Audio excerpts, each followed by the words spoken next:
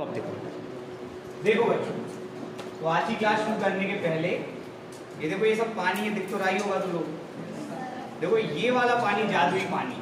कौन सा पानी? जादुई पानी। हम तुमको बता रहे कैसे। पहले तो इसको इसमें हाथ डालो, आराम से ठीक डालो, अंदर अच्छे गहराई में डालो, अच्छे से डाले।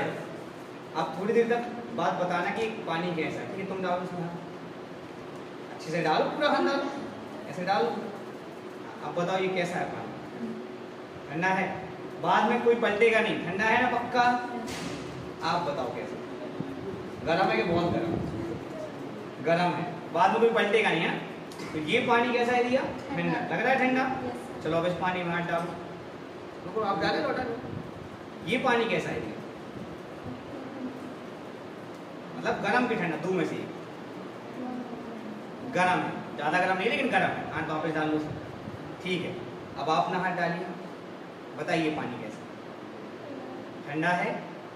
तो देखो रिया को ये पानी गर्म लग रहा है और योग माया को ये पानी ठंडा लग रहा है। देखो है जादुई पानी, ताली बजाओ पानी के लिए।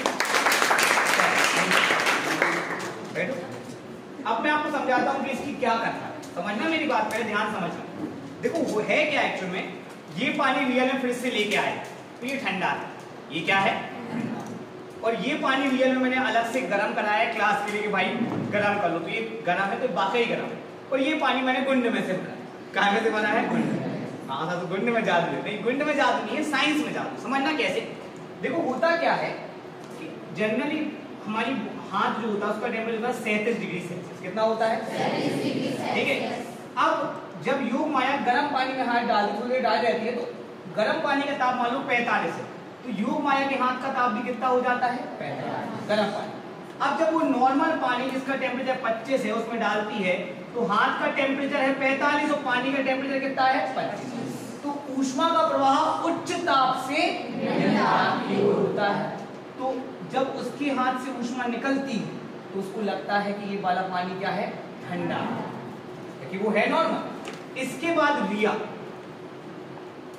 जब ठंडे पानी में हाथ डालती है तो उसके पानी का कितना हो जाता है? हाथ का 10। धीरे धीरे धीरे उसके हाथ का टेम्परेचर 10 हो जाता है। अब जब वो 25 वाले में डालेगी तो ऊष्मा का प्रवाह कहां से कहां होता है? उच्च ताप से निम्न ताप। तो ये कहां जाता है? हाथ। तो उसको लगता है कि पानी क्या है? गर्म। तो ना ये पानी गर्म है ना ये पानी ठंडा है। केवल हम अपने हिसाब से देखते हैं कि ताप ऊष्मा कहां से, ऊष्मा ऊर्जा का एक रूप है। तो अगर ऊष्मा जाएगी तो आपको लगेगा कि ठंडा है और ऊष्मा आएगी तो आपको लगेगा कि गर्म है। तो जो पल्ली वल्ली हम ओढ़ते हैं या जो स्वेटर हम ओढ़ते हैं वो गर्मी उत्पन्न नहीं करते, उनमें कोई हीटर नहीं लगा है, वो बस आपके शरीर की गर्मी बाहर जाने से रोकते हैं। बच्चों आप लोगों ने थर्मस देखा है? थर्मस? yes, पुराने जमाने में थर्मस आते थे उनमें बीच में प्लास्टिक या थर्मोकोल लगा रहता था। आपने देखा होगा, कभी फूट गई, लगा रहता था। क्यों लगा रहता था? ताकि ऊष्मा कहां ना जा पाए? बाहर। लेकिन आजकल के जमाने की जो बॉटल्स है, इन बॉटल्स में कुछ नहीं लगा होता। कितनी हल्की होती है सर। तो क्या होता है एक्चुअल में, इसमें दो तह होती है। कितनी तह होती है? दो, एक और दो। और बीच में होती है हवा। क्या होती है? हवा। या कोई नहीं, ना थर्माकोल ना कोई लिक्विड, कुछ नहीं, कुछ भी नहीं। बच्चों आप घर जाके एक बॉटल काट के देखना। एक्चुअली में 800-900 की आती, हम भी काट के देखते, फिर हमने कहा तो पैसे बढ़ेंगे। ठीक है, अपन कभी हो जाएंगे पैसे वाले तो अपन भी काट के या कभी वीडियो डाल देंगे काट के। तो हम ये कह रहे थे बच्चों, केवल एयर होती है। केवल क्या होती है? एयर। कुछ भी नहीं होता है, केवल क्या होता है? एयर। अब बच्चों एयर जो है वो भी ऊष्मा की क्या होती है?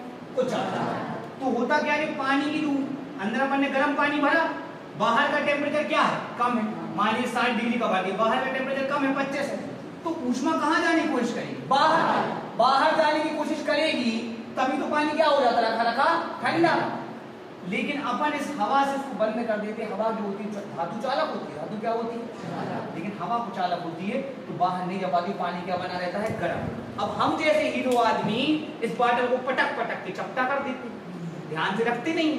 तो फिर क्या होता है? दोनों धातु क्या हो जाती है? टच हो जाती है। तो वहां से फिर अपन कहते हैं कि बॉटल खराब हो गई। क्या हो गई? बॉटल खराब। ये ठंडा रखने में, अगर ये बॉटल का पानी क्या है? ठंडा, तो बाहर से ऊष्मा आके इसको क्या करेगी? गर्म। लेकिन कोई अभी रास्ता नहीं, कुचालक है, नहीं हो पाता। सबको समझ में आया? ये एक पुराना कंसेप्ट जो आपने क्लास 11 में पढ़ा होगा कि ऊष्मा का प्रवाह सदैव उच्च ताप से निम्न ताप की ओर होता है। अब हम क्या करने वाले, ना जाने क्या करने वाले। देखिए बच्चों, ये एक दो पात्र, कितने पात्र हैं?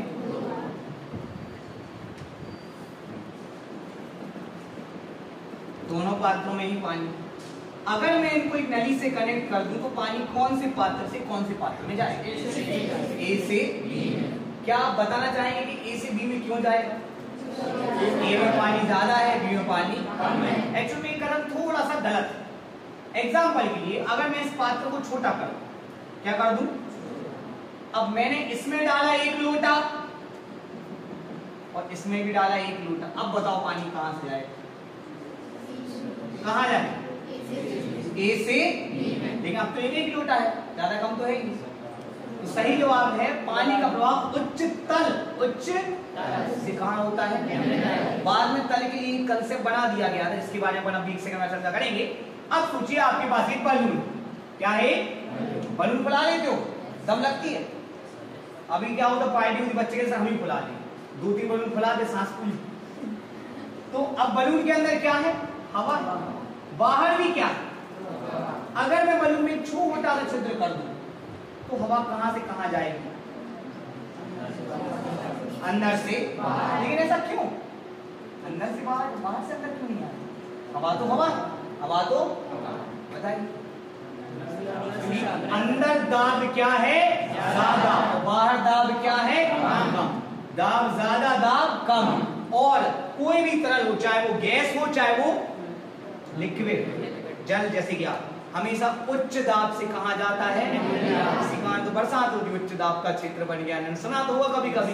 तो ये है बेसिक फिजिक्स, इसको अपन अपनी लाइफ से क्या कर सकते हैं? कनेक्ट कर सकते हैं। तो अभी हम लोग क्यों बता रहे हैं? क्योंकि फिजिक्स में जब भी कोई कंसेप्ट बनाया जाता है, कोशिश की जाती है कंसेप्ट को भाई तो ये बना दे, भाई ऐसा होता है, ऐसा नहीं होता। लोग मन में थ्योरी बनाते हैं, फिर बोलते हैं यार देखो इससे हमको फायदा हो रहा है, चीजें एक्सप्लेन करने में क्या होती है? आसान। जैसे पापा ने एक बार डायलॉग देख लिया, जब हम तुम्हारी उम्र के थे, तो उनको उससे चीजें एक्सप्लेन करने में क्या होती है? आसान। तो मैं पैसे मांगे, जब हम तुम्हारी उम्र में थे तो खुद पैसे कमाते थे।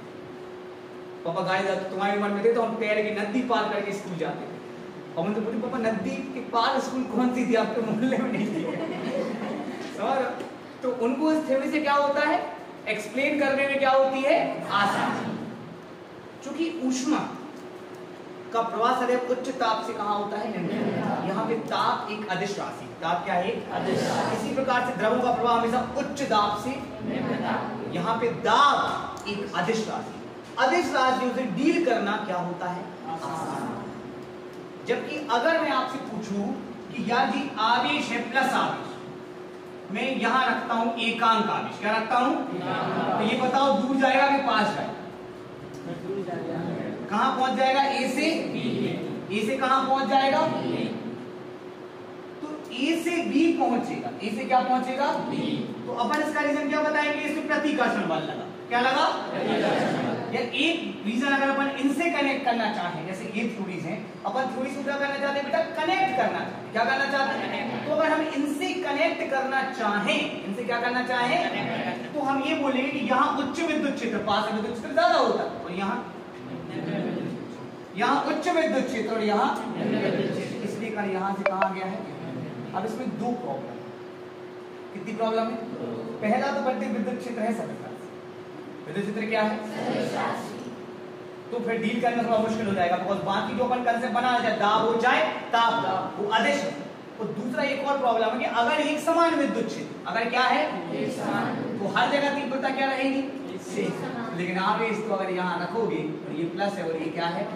यहाँ जाए, फिर आप ये एक्सप्लेन नहीं कर पाओगे। क्या नहीं कर पाओगे? तो हमें एक नए कंसेप्ट की जरूरत है ताकि हम बता सकें कि आवेश यहाँ से, और इस नए कंसेप्ट का नाम है इलेक्ट्रिक पोटेंशियल। क्या नाम है? इलेक्ट्रिक पोटेंशियल, जिसको हिंदी में कहते हैं विद्युत विभव। क्या बोलते हैं? विद्युत विभव। हम बताएंगे कि आवेश यहाँ से वहां क्यों गया।